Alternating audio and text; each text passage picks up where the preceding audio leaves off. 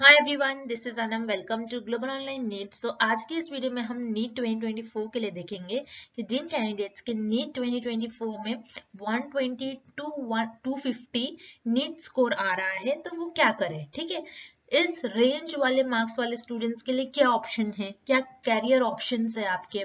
ठीक है, किस तरीके से आपके जो प्रॉब्लम्स है, आपको जो प्रॉब्लम्स फेस करने पड़ते हैं उनको आपको किस तरीके से एक सोल्यूशन फाइंड आउट करना है, किस तरीके से किस वे में आपको जाना है। काउंसलिंग वगैरह का भी एक प्रॉपर प्रोसीजर होता है, उसको किस तरीके से फॉलो करना है।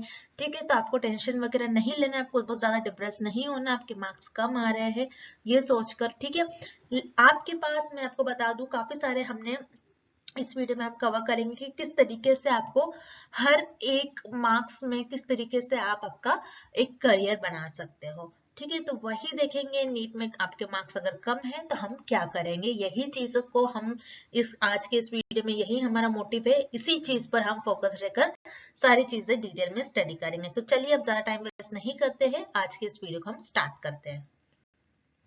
तो इस स्लाइड में जैसे कि आप देख सकते हैं कुछ पॉइंट्स मैंने आपके लिए लिख रखा है, तो इन पॉइंट्स को हम डिटेल में देखेंगे। ठीक है, तो जैसे कि यहाँ पर आप देख सकते हो ये मार्क्स वाले रेंज वाले, क्योंकि हमारा फोकस इस वीडियो में यही मार्क्स वाले कैंडिडेट्स के लिए है, इन्हीं पर हमारा फोकस होगा। जैसे कि 120 टू 250 मार्क्स आ रहा है आपका अगर नीट में, तो अकॉर्डिंग टू एनटीए की तरफ से आप एक नीट क्वालिफाइड कैंडिडेट कहलाओगे। ठीक है, क्योंकि अगर आप जब भी आप कोई कॉलेज में एडमिशन लेते हो तो काफी सारे कॉलेजेस की अपनी अपनी एक रिक्वायरमेंट होती है। तो काफी सारे कॉलेजेस में होता है कि आप एटलीस्ट नीट क्वालिफाई होना चाहिए, एक एलिजिबिलिटी क्राइटेरिया होता है हर एक कॉलेजेस का।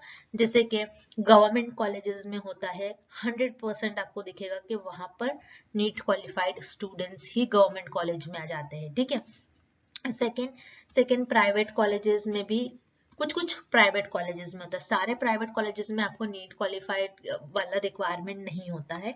और most of this semi government colleges, ठीक है, सेमी गवर्नमेंट कॉलेजेस में भी रिक्वायरमेंट होती है कि आप नीट क्वालिफाइड हो, सेमी गवर्नमेंट और गवर्नमेंट कॉलेजेस में। और प्राइवेट कुछ कुछ प्राइवेट कॉलेजेस में, लेकिन ज्यादातर प्राइवेट कॉलेजेस में नीट क्वालिफाइड की जरूरत नहीं होती। ठीक है, लेकिन ये यहाँ पर अगर आपकी ये रेंज में मार्क्स है तो आप एक नीट क्वालिफाइड कैंडिडेट कहलाओगे, जो कि बहुत प्लस पॉइंट है आपका, बहुत ज्यादा बेनिफिट आपको यहाँ पर मिलेगा। Then second is eligible for counselling.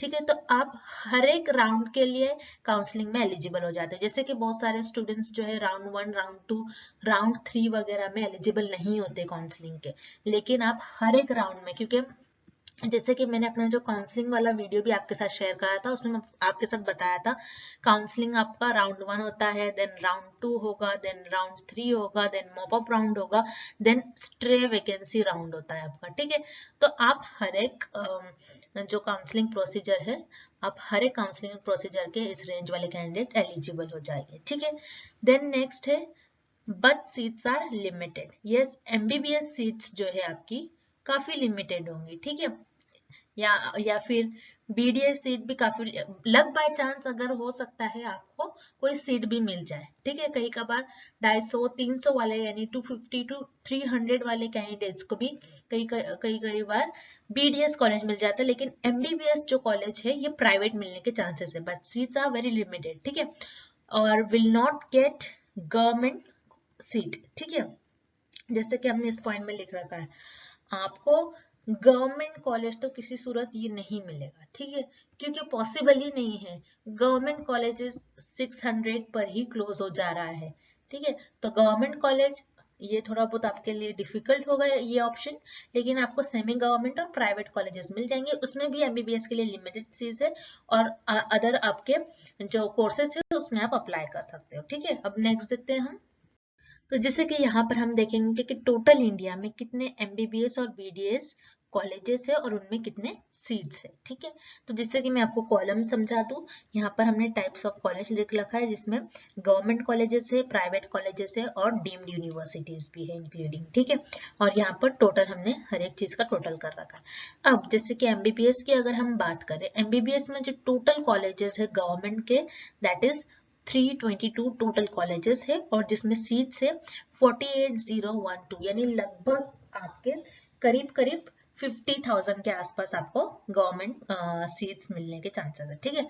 Then private colleges including deem, that is 290 colleges है, जिसमें 43,915 कॉलेज है, ठीक है। यानी टोटल अगर हम प्राइवेट और गवर्नमेंट कॉलेजेस का अगर हम टोटल करें तो यहाँ पर टोटल जो है आपका 612 टोटल कॉलेजेस है आपके एमबीबीएस के लिए, और जिसमें 91 करीब करीब 92,000 के आसपास आपको टोटल सीट्स मिलेंगी। उसी तरीके से बीडीएस की अगर हम बात करें, बीडीएस में जो टोटल कॉलेजेस है गवर्नमेंट वो 50 कॉलेजेस है, जिनमें सीट्स है 3,513, और जो प्राइवेट और डीम्ड यूनिवर्सिटीज है वो है 263, जिसमें जो सीट्स है 23,260, ठीक है। और इनका टोटल यहाँ पर हमने दे रखा है। तो बीडीएस की जो टोटल सीट्स आपको मिलेंगी 26,773 है ये सीट्स है, और कॉलेज 13 कॉलेजेस आपको मिल जाएंगे फॉर बीडीएस, ठीक है। अब नेक्स्ट देखते हैं हम। तो जैसे कि अगर आपका 120 to 250 मार्क्स है, जैसे कि हमारा इस वीडियो में इसी नीट स्कोर वाले कैंडिडेट्स पर फोकस है, ठीक है। तो आपके पास दो ऑप्शन है। ऑप्शन 1 इज या तो आप एडमिशन ले लो, ऑप्शन 2 इज या तो आप ड्रॉप ले लो, ठीक है। ये दो ऑप्शंस आपके पास है, ठीक है। तो जैसे कि फर्स्ट ऑप्शन है कि आपको प्राइवेट एमबीबीएस कॉलेज मिलेगा, लेकिन इंडिया में अगर प्राइवेट एमबीबीएस कॉलेज की हम बात करें तो काफी ज्यादा फीस होती है, ठीक है। यानी अगर आप उतना अमाउंट पे कर सकते हो, आपकी फैमिली उतनी वेल ऑफ है, तो ऑब्वियसली आप प्राइवेट एमबीबीएस से भी आप जा सकते हो, ठीक है। एमबीबीएस प्राइवेट सीट भी आपको मिल जाएगी इजीली। उसी तरीके से प्राइवेट बीएमएस या फिर बीएचएमएस, इसके लिए भी आप ट्राई कर सकते हो, ठीक है। प्राइवेट बीएमएस आपको मिल जाएगा, और कई कई बार इस रेंज वाले कैंडिडेट्स को गवर्नमेंट बीएचएमएस कॉलेज भी मिल जाता है इस रेंज में, ठीक है। जैसे कि अगर आप लास्ट तक वेट करते हैं तो stay vacancy round, mop up round, अगर कुछ सीट बच जाती है तब आपको बीएचएमएस वाली गवर्नमेंट सीट इजीली मिल जाती है, ठीक है। देन इसके बाद एमबीबीएस फ्रॉम अब्रॉड, ठीक है। तो आप अब्रॉड से यानी आउट ऑफ इंडिया से आप दूसरे कोई भी आप कंट्री से एमबीबीएस कर सकते हैं, क्योंकि उसमें फी वगैरह काफी कम लगती है अगर आप अब्रॉड के लिए ट्राई करते हो तो, ठीक है।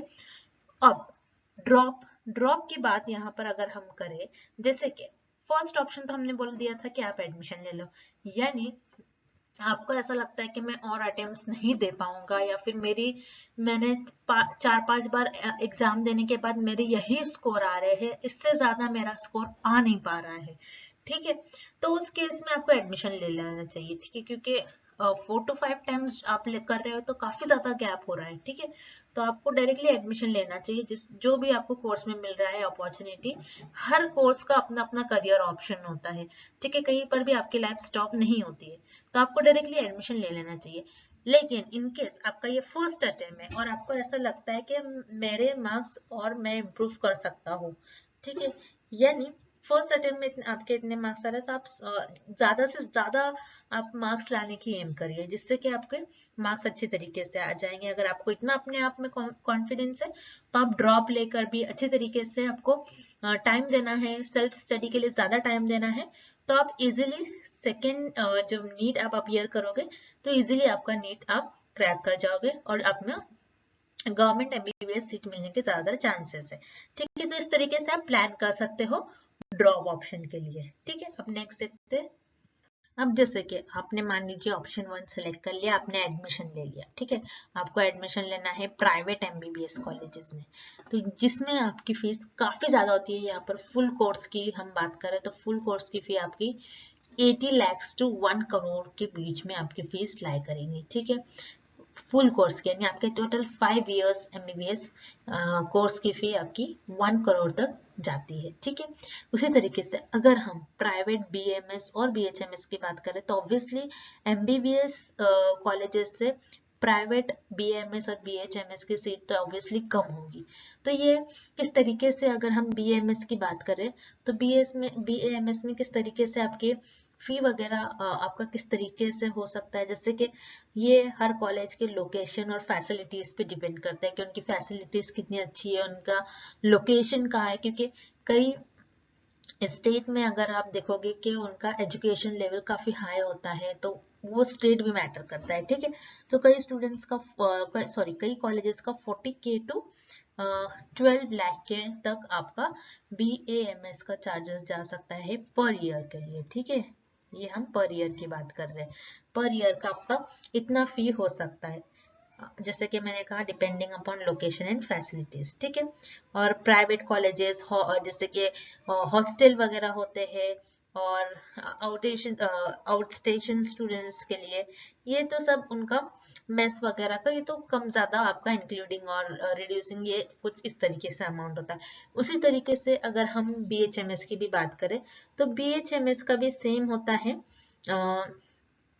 के BHMS की भी कुछ इसी तरीके से आपको मिलेगी, 30,000 से कुछ इसी तरीके से आपका BHMS का भी होता है, लगभग ऐसे ही रेंज में आपको फी देखने मिलेगा, ठीक है। तो इस तरीके से आप BHMS और BAMS ये भी कॉलेजेस को आप ट्राई कर सकते हो, ठीक है। इसमें भी आप काफी ज्यादा आपका जो आगे करियर है उसको आप बढ़ा सकते हो। ऐसा नहीं सोचना है कि यार सिर्फ MBBS से भी आपका, ठीक है, MBBS नहीं हो रहा है, आपने काफी सारे अटेम्प्ट कर लिए तो आपको BMS, BHMS, BUMS इन सारे कोर्सेज के लिए भी आपको सोचना है, काफी ज्यादा आगे चलकर अपॉर्चुनिटी आपको मिल जाती है, ठीक है। So that's it. I hope कि आपको आज का इस वीडियो आपको समझ में आ गया हो, जिस तरीके से हमने आपको बताया। आपको थिंक करना है, बहुत ज्यादा गैप भी नहीं लेना है, या फिर आपको लगता है कि मैं अच्छा और आगे कर सकता हूँ तो आप ड्रॉप भी ले सकते हैं, ठीक है। तो आई होप कि ये वीडियो आपके लिए काफी हेल्पफुल है, और अगर आप हमारे चैनल पर न्यू हैं तो please do subscribe our channel global online NEET, and thank you for watching this video.